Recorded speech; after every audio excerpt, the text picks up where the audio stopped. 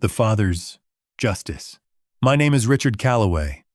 I'm 61 years old, and I never thought the day would come when my own son would treat me like an account to be emptied, instead of a father to be respected.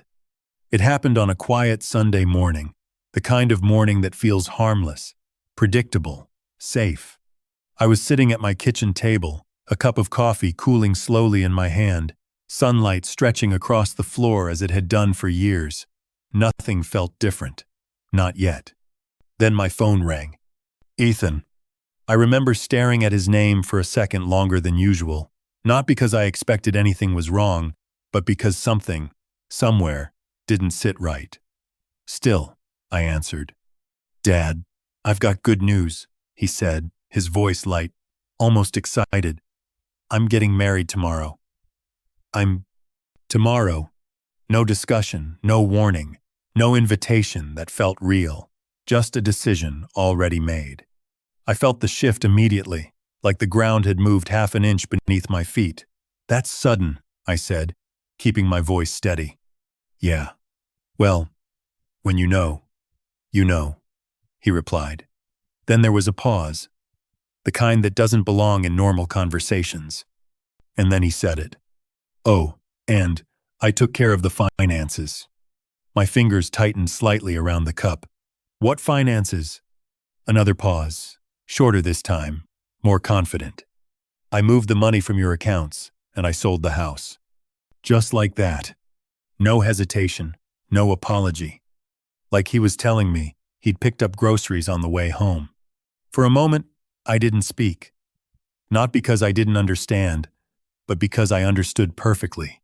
Every word, every implication, every line he thought I wouldn't read between. You did what? I had authorization, Dad, Ethan said, his tone sharpening slightly, defensive now. Those documents you signed? Power of attorney. Everything's legal. Legal. That word hung in the air like a bad joke. How much? I asked quietly. About $94,000, he said, and the house sold for $285. It's done. We're closing in 30 days, so you'll need to move out by then. Move out. From my own life, from everything I had built, piece by piece. Year after year. He kept talking, filling the silence as it belonged to him. You'll be fine, Dad. You've got your pension, Social Security. This just makes things easier for everyone. Vanessa and I, we're starting our future. Vanessa, I could hear her in the background, faint laughter, like this was already something to celebrate. And that's when it hit me. Not the loss of the money, not even the house, but the certainty in his voice, the quiet belief that I would do nothing, that I would accept it, that I was too old, too slow, too broken to fight back. I set the coffee down carefully, because in that moment, something inside me didn't break. It went cold. Ethan, I said, my voice calm, controlled, almost distant. Do you have any idea what you've just done? He let out a short laugh. Yeah, Dad, I secured our future. No, he hadn't secured anything. He had just made the worst mistake of his life. People often mistake silence for weakness, especially when it comes from someone who no longer feels the need to prove anything. To most people, I'm just Richard Calloway, a quiet widower who works part-time security at a shopping center, someone who checks doors, watches cameras, and helps lost shoppers find their way. I don't look dangerous. I don't sound intimidating. I don't raise my voice. And that's exactly why people underestimate me. What they don't see, what Ethan chose not to see, is the 30 years I spent working on financial crimes. Fraud, forgery, embezzlement. I built my life studying the way people lie, not with words, but with patterns, numbers that don't quite add up, signatures that look right until you stare at them long enough, transactions that seem ordinary until you ask the one question no one else thinks to ask. I learned early on that the truth is never loud. It doesn't announce itself. It hides, quietly, in details most people ignore. And I learned something else, too. Evidence is power. Not anger, not threats, not emotion. Evidence. That's what puts people behind bars. That's what takes apart stories built on confidence and replaces them with facts that don't care how convincing you sound. I spent decades walking into rooms where people thought they were untouchable, watching them talk, watching them smile, watching them believe they had already won, right up until the moment the evidence landed in front of them. That moment never changes. The shift in their eyes, the silence, the realization. I've seen it hundreds of times. So when Ethan told me he had taken everything, when he said it like it was already done, already justified, he thought he was talking to an old man who wouldn't understand what had happened. But I understood immediately. Not just what he did, but how he did it. The timing, the documents, the confidence. None of it was random. That kind of move, that level of certainty, it only comes from someone who believes the system is already on their side. And maybe, on paper, it was. But paper can lie. And I've spent half my life proving that. I didn't raise my voice. I didn't argue. I didn't even correct him. Because the moment you react emotionally, you lose control of the situation. And control is everything. Instead, I listened. I let him talk. I let him believe he had already crossed the finish line. Because I knew something he didn't. Every action leaves a trace. Every shortcut creates a weakness. And every person who thinks they've gotten away with something eventually forgets to cover the one detail that brings everything down. Ethan thought he had taken everything from me. What he didn't realize was that he had just given me everything I needed. Looking back, nothing Ethan did that morning was spontaneous. It only felt that way because I hadn't been paying attention to the pattern forming right in front of me. It started months earlier. Small conversations, harmless on the surface, the kind of concern a son is supposed to show. Ethan began asking about my finances more often, how I was managing bills, whether everything was organized, and whether I ever felt overwhelmed handling things alone. At the time, it sounded like care. "Dad, I just want to make sure you're okay," he told me one evening, leaning casually against the kitchen counter. "You've been through a lot since Mom passed. You shouldn't have to deal with everything by yourself." He said all the right things, in the right tone, at the right time. That's what made it work. Because trust doesn't collapse all at once. It erodes slowly, replaced by something that looks almost identical to it, until it's too late to tell the difference. Then Vanessa Cole entered the picture. She didn't come in loudly. She didn't try to impress me. She observed. Quiet, attentive, her eyes moving across the room like she was cataloging everything without asking a single question. The kind of attention most people would miss, but I didn't. I had seen that look before. Not in families, but in interrogation rooms. People who weren't interested in conversation, only in information.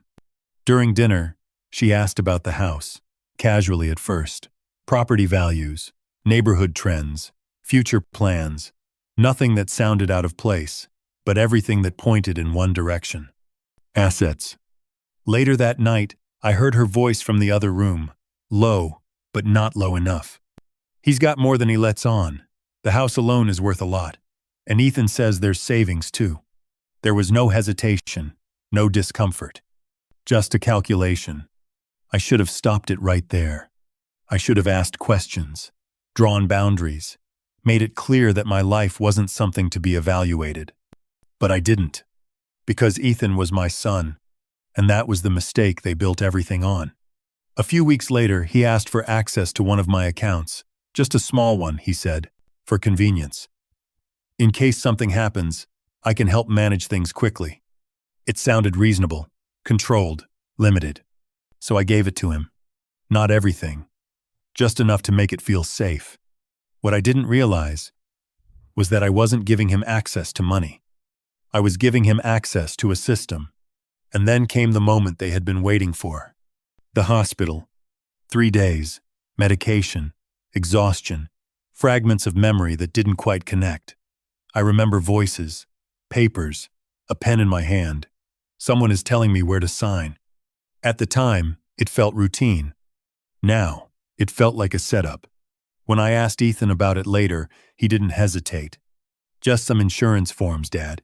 You signed them already. Don't worry about it." Don't worry about it. That was the phrase that should have told me everything. Because in my line of work, the more someone tells you not to worry, the more carefully you should look. But by then, it was already done. Every step, carefully placed. Every decision, guided just enough to feel like my own. Trust built, access granted, authority created. And all of it leading to that one phone call, where my son didn't just take my money, he executed a plan that had been in motion for months. The moment the call ended, the silence in the room felt different, heavier, like the air itself had shifted. I didn't move right away. I just sat there, staring at the table, replaying every word Ethan had said, not emotionally, but analytically, the way I had trained myself to do for decades. Then I opened my laptop. Sunday mornings had always been routine for me. Coffee, quiet, and a quick check of my accounts. Nothing complicated, nothing unexpected. Until that morning. The screen loaded slowly, as if it understood what it was about to show me.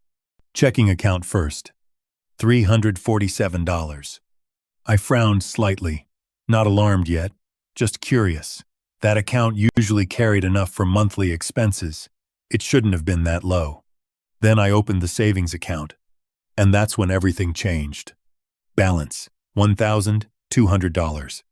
For a second, my mind rejected it, like it was a display error, a glitch, something that didn't belong to reality. Just a few days earlier, that account had held over $95,000. I didn't breathe. I clicked into the transaction history. October 24th, $42,000. Transferred to Ethan Calloway. October 24th, another $35,000. October 25th, $17,000. 3 transactions, 2 days. Deliberate, structured, clean. Not a mistake. A plan. I scrolled further.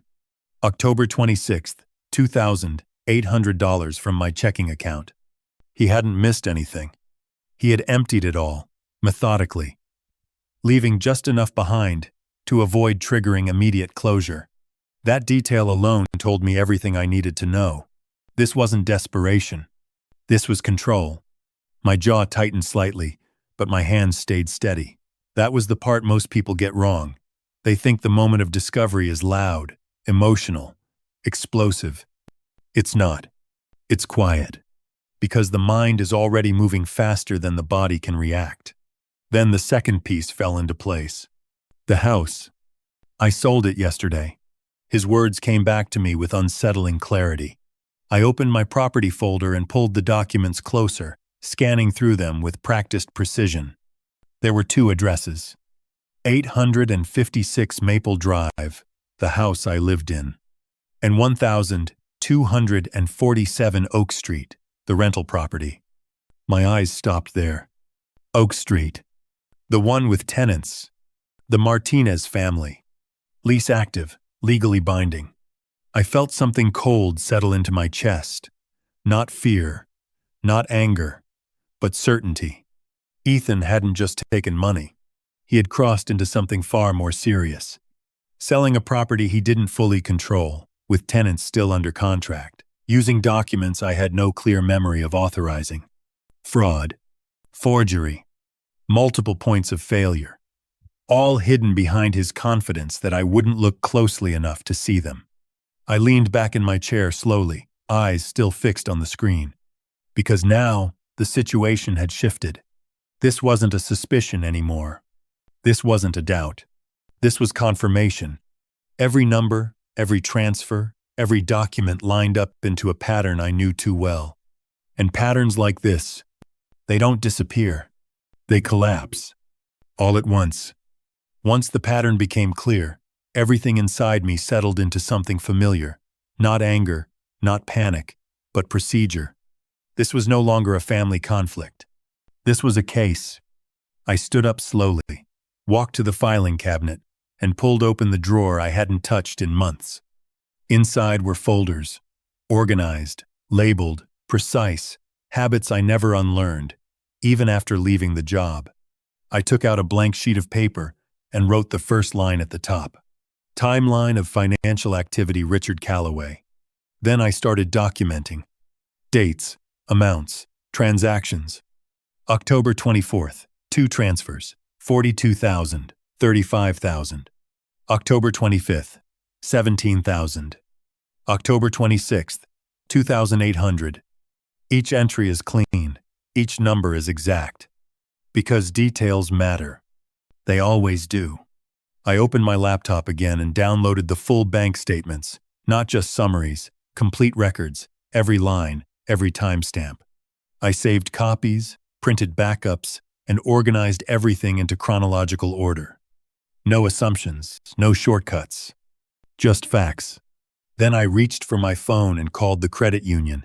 The representative answered with the usual polite tone, unaware of what the conversation was about to become. "I need to report fraudulent activity," I said calmly. "I want a full record of all transactions over the past 6 months, and I need copies of any authorization documents used to approve large transfers." There was a brief pause, the kind that signals the shift from routine to serious. "I understand, Mr. Calloway. We'll begin an investigation immediately." Good. That was step 1. Step 2 required something more precise. I scrolled through my contacts and stopped at a name I hadn't needed in years. Daniel Brooks. We had worked together on multiple financial crime cases, him on the legal side, me on the investigative. He understood how these situations unfolded, and more importantly, how they ended. He picked up on the second ring. "Daniel, it's Richard." A short pause, then recognition. "Richard Calloway, it's been a while.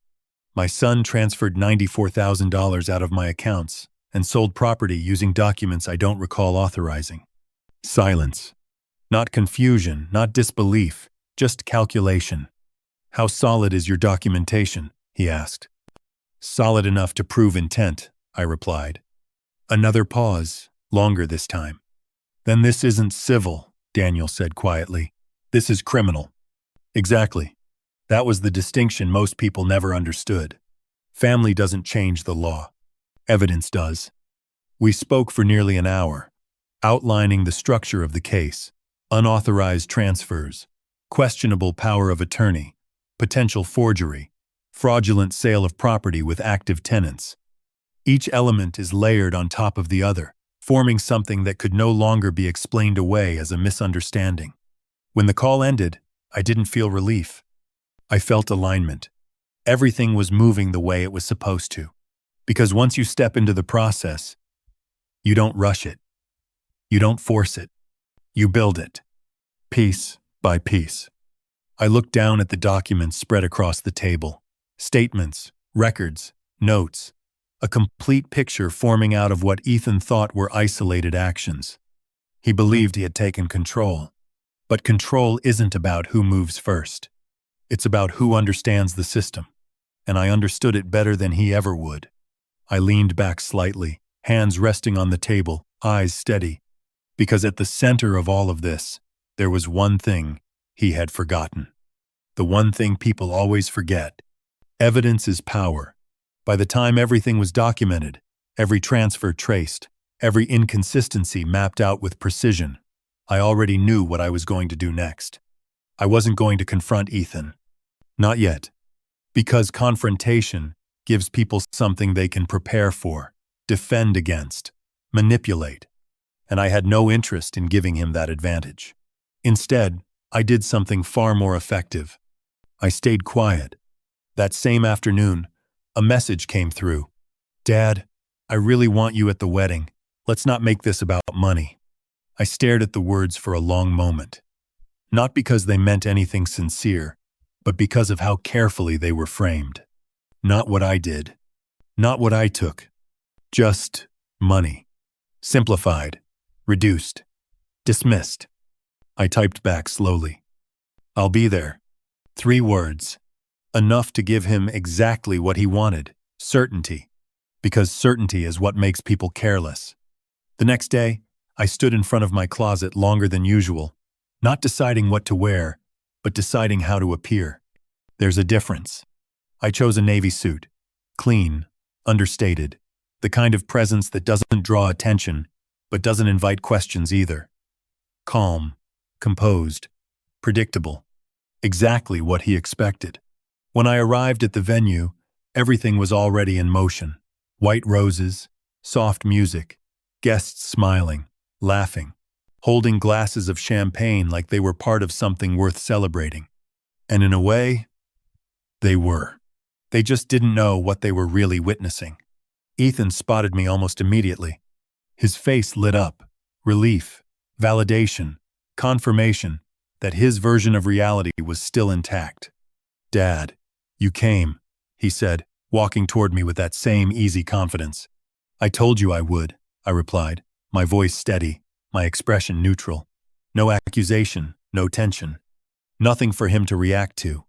Vanessa joined him moments later, her smile polished, controlled, her eyes searching, measuring, as if trying to detect something beneath the surface.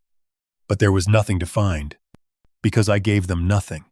We exchanged pleasantries, meaningless words that filled space without revealing anything real. Congratulations, compliments, small talk. I played the role perfectly. The father who accepted, the man who moved on, the one they believed they had already defeated. And the entire time, I watched. Not just them, but everything. The details, the interactions, the way Ethan moved through the room was like nothing could touch him. The way Vanessa stayed close, controlled, confident, like this was the beginning of something they had earned. I even smiled when the ceremony began, sat quietly as vows were exchanged, promises made, applause filling the room like it always does. To everyone else, it was a celebration. To me, it was timing. Because cases like this aren't about emotion. They're about sequence. And timing is everything. End of quote. I checked my phone once, just once, and saw the message waiting there. Short. Precise. Everything in motion. I slipped the phone back into my pocket without reacting. Let them have their moment. Let them believe it was over. Because the truth is, the most effective moves are never the ones people see coming. And Ethan had no idea that while he was celebrating the beginning of his future, everything he had built it on was already collapsing underneath him. A few days after the wedding, the silence didn't last. It never does when pressure starts closing in. They came to my house without calling. I heard the knock. Sharp, impatient. The kind that doesn't ask for permission. When I opened the door, Ethan pushed past me before I could say a word. His movements tense, his face already carrying the weight of something he couldn't control anymore. Vanessa followed behind him, slower, composed on the surface, but her eyes were different now, not calculating, not confident, searching. "What did you do?" Ethan demanded, turning to face me. No greeting, no hesitation. I closed the door quietly. "That's a vague question." "The bank froze the accounts," he snapped. "The title company is asking questions. They're talking about fraud, Dad. Fraud." The word hit the room harder this time. Not theoretical anymore. Not something he could dismiss with confidence. "Maybe they're asking the right questions," I said calmly. Vanessa stepped forward, her voice controlled but sharper now. "This is unnecessary, Richard. You signed those documents. Everything was authorized." "I signed papers while medicated in a hospital bed," I replied. "That's not authorization. That's exploitation." For a moment, neither of them spoke. Then the mask slipped. "You're overreacting," Vanessa said, the softness gone from her tone. "You're old. You can't manage things the way you used to. We were helping you." "By taking $94,000? "It's not taking," she said quickly. "It's accelerating what was already going to happen. Ethan is your son. Everything you have belongs to him eventually." There it was. Not hidden anymore. Not dressed up as concern. Just entitlement. Ethan stepped closer, his voice lower now, more controlled, but carrying something else beneath it. "Dad, just call the bank. Tell them it was a mistake. Tell them you authorized everything. This goes away if you say one word." And if I don't? He didn't hesitate.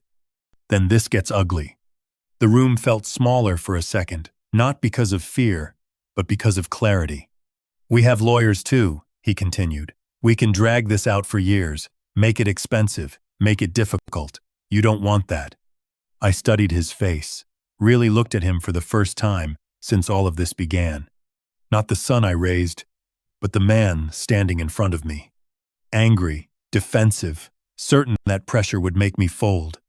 I want you to think carefully about what you're doing, Vanessa added, her voice cold now, because once this starts, there's no going back. She was right about that. There wasn't, but not in the way she meant. I took a slow breath, letting the silence settle between us. No raised voice, no sudden movement. Just a decision. You're right, I said finally.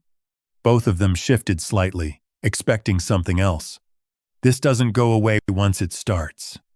Ethan frowned. So you'll fix it? No. The word landed clean, final. I'm filing a full report, I continued, my voice steady. Unauthorized transfers, fraudulent documents, illegal property sale, everything. For the first time, I saw it. Not anger, not defiance. Fear. Real fear. You wouldn't do that, Ethan said, but there was hesitation now, a crack where certainty used to be. I already have. The silence that followed was different from before. This time, it wasn't empty. It was the sound of something collapsing. Get out, I said quietly. Neither of them moved at first. Then Vanessa turned, pulling Ethan with her, her grip tighter than before. No more threats, no more confidence. Just retreat. The door closed behind them with a dull, final sound. And for the first time since this began, there was nothing left to question. No doubt, no hesitation. Just the reality of what they had chosen. And the consequences are already in motion. A few days after they left, when everything had already been set in motion, I thought I understood the full shape of what Ethan had done. I was wrong. The email came late in the evening, from an address I didn't recognize. No name, no introduction. Just a subject line that felt deliberate. You deserve to know the truth. I almost ignored it.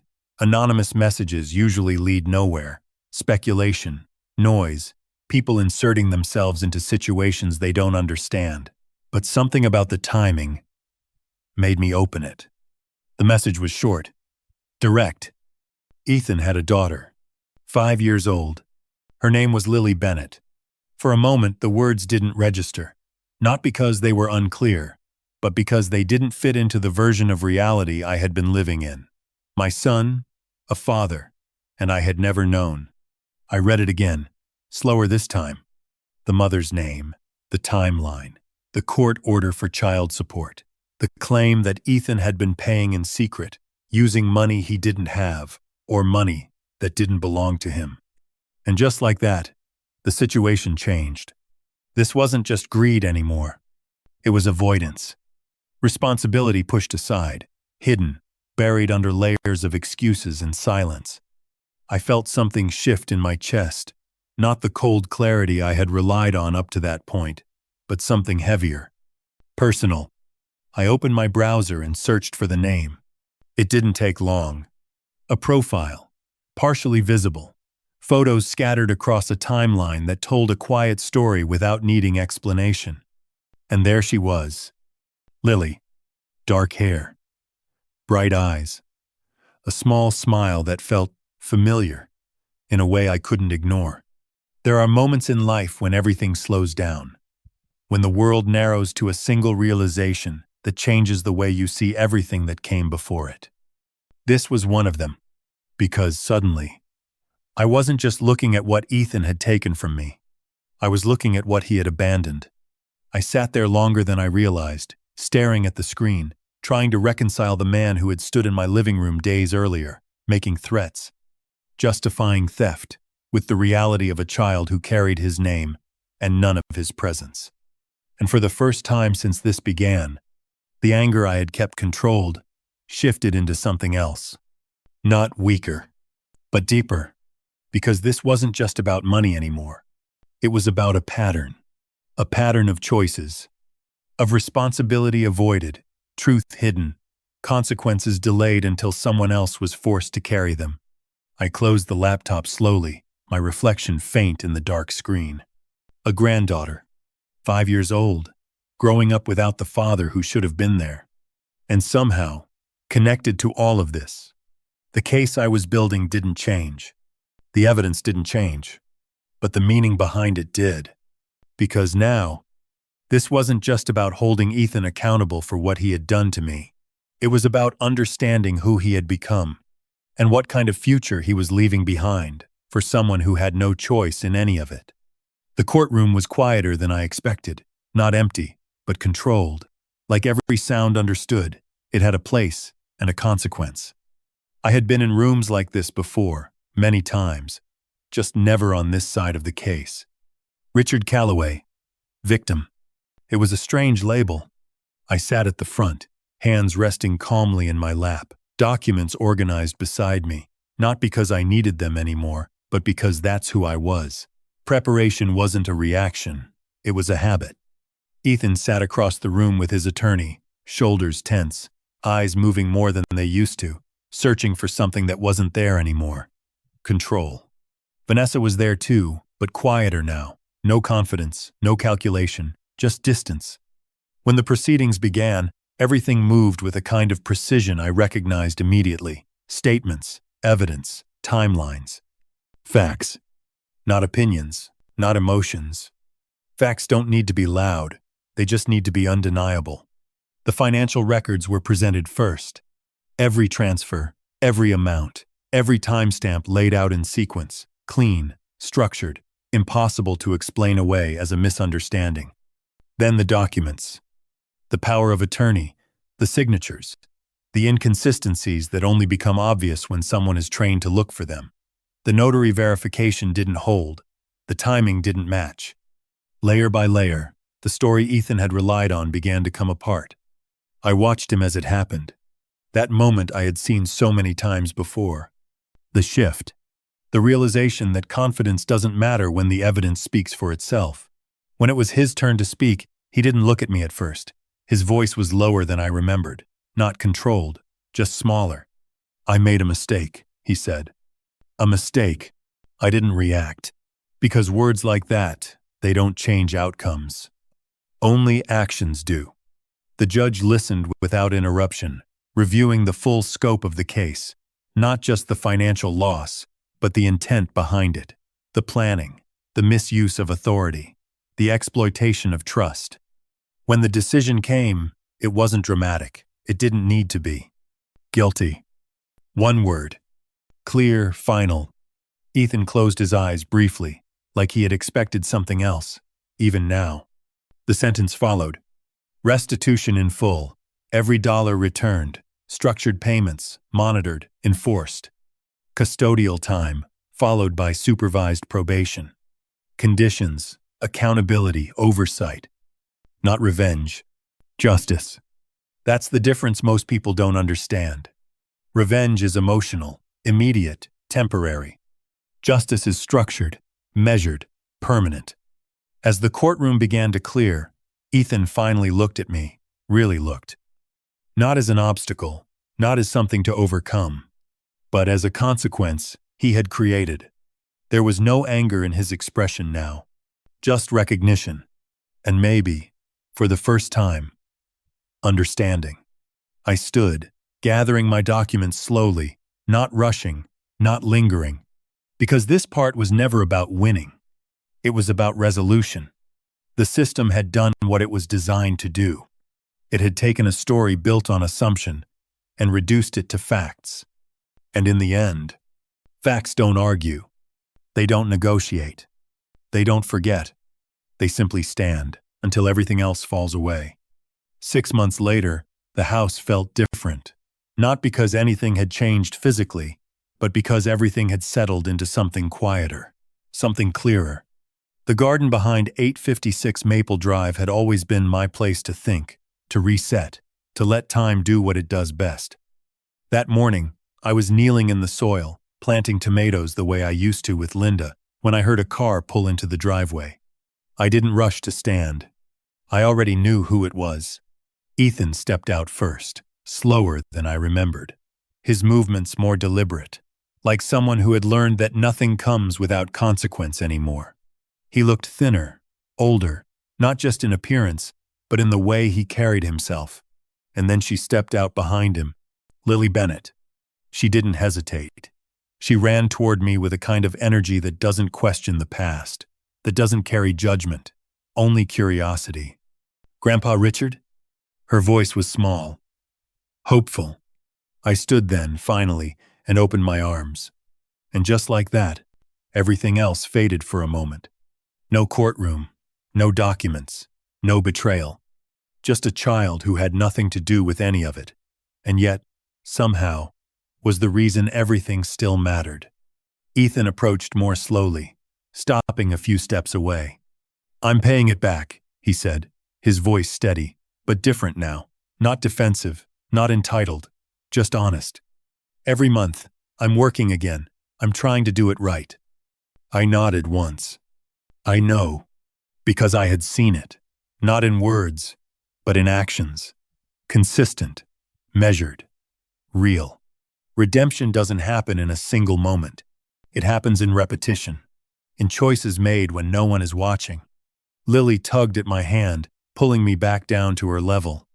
"Can we plant something together?" she asked. I smiled slightly. "Of course." We knelt side by side, hands in the dirt, starting something new without needing to erase what came before. And in that moment, I understood something I hadn't fully seen before. Money can be taken. Trust can be broken.